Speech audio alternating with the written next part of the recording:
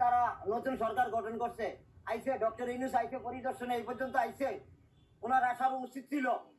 একটা জাতির একটা নিজস্ব ইতিহাস আছে, বাঙালি জাতির ইতিহাস। ধানমন্ডি 32 বঙ্গবন্ধুর এই বাসভবন, এটারে একবার ঘুরা ছাই কইরা দেওয়া, এটা একটা অমানবিক কাজ। বিশ্বের কোথায় এরকম, এটা কোন বিবেকবান মানুষ এই কাজটা মাইনা নেওয়ার মতো না। এটা একবারে, এটা পূর্বের থেকে পরিকল্পিত ছিল যে এটা একবারে ঘুরা ছাই কইরা দেওয়া। এটা এক শ্রেণীর লোকেরা করছে, যারা স্বাধীনতা বিরোধী, যারা মুক্তিযুদ্ধ বিরোধী, তারাই এই কাজ করছে। এটা আমার ক্ষুদ্র জ্ঞানে ধারণা আর কি। নাইলে এইভাবে এরকম একটা জাতির ইতিহাস একবারে চিরতরে মুচ্ছা লাওয়ার। হ্যাঁ, পার্টি অফিস যা কিছু আছে, বঙ্গবন্ধু যা কিছু আছে একবার হুইরা ছাই কইরা দিছে এই দেশে। এটা কি কোনো মানুষের কাজ? এই যে তারা নতুন সরকার গঠন করছে, আইছে ডক্টর ইউনূস আইছে পরিদর্শনে, এই পর্যন্ত আইছে। ওনার আসার উচিত ছিল। বঙ্গবন্ধুর বাড়ি হুইরা ছাই করেছে, ওনার পরিদর্শন করার উচিত ছিল। উনি একজন দেশের বিবেকবান ব্যক্তি হিসাবে, একজন সচেতন ব্যক্তি হিসাবে, এবং তিনি তত্ত্বাবধায়কের প্রধান হয়েছে, তিনি আইসি এখানে পরিদর্শন করার দরকার ছিল। এটার করার দরকার ছিল, প্রস্তাব জানানোর দরকার ছিল, নিন্দা জানানোর দরকার ছিল। এটা নগদ তদন্ত কমিটি গঠন করার দরকার ছিল। যেটা কারা করলো?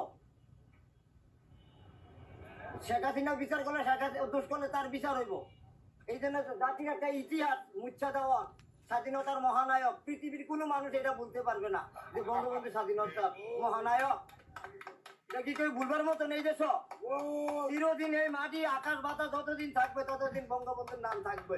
দুষ্কৃতির মুখে না থাকতে পারে, প্রতিটা মানুষের হৃদয়ের মধ্যে থাকবে বঙ্গবন্ধুর নাম। বঙ্গবন্ধু জাতির ইতিহাস একবারে মুচ্ছা দিছে, একবারে মুচ্ছা দিছে। এটা পূর্বের থেকে পরিকল্পিত। এই দেশের বঙ্গবন্ধু নাম একবারে যে দুইয়া মুচ্ছা লাইব চিরতরে, এটা পূর্বের থেকে পরিকল্পিত। এটা দেশের সাধারণ জনগণ বুঝা গেছে, বুঝা গেছে, সবাই বুঝছে এই দেশের জনগণ। এইটা আমরা কেন বাচ্চা রইলাম?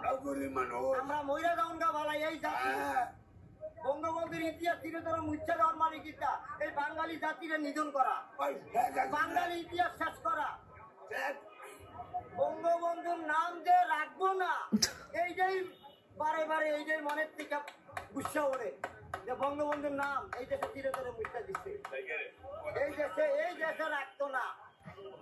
অনেক শ্রেণীর লোক আছে বঙ্গবন্ধুর বিরোধিতাকারী, স্বাধীনতা বিরোধিতা করছে, ৭১-এর বিরোধিতা করছে, মুক্তিযুদ্ধ, এখনো মুক্তিযুদ্ধের বিরোধিতা চলতে আছে এই দেশে। এখনো এই দেশে স্বাধীনতা বিরোধী চক্রান্ত চলতে আছে। এটা একটা লজ্জার বিষয়। নাম কি? মোহাম্মদ হোসেন। বাড়ি কোথায়? কুমিল্লা। পেশায় কি করেন? আমি একজন রিক্সা চালক। বঙ্গবন্ধুকে এত ভালোবাসার পেছনে কারণ? সে স্বাধীনতার মহানায়ক, তার নেতৃত্বে আমরা স্বাধীনতা পাইছি, মানচিত্র পাইছি, পতাকা পাইছি, দেশ পাইছি। আমরা পরাধীন ছিলাম।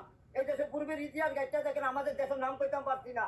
আমরা ব্রিটিশের অধীন ছিলাম, ভারতের অধীন ছিলাম, পাকিস্তানের গোলাম ছিলাম।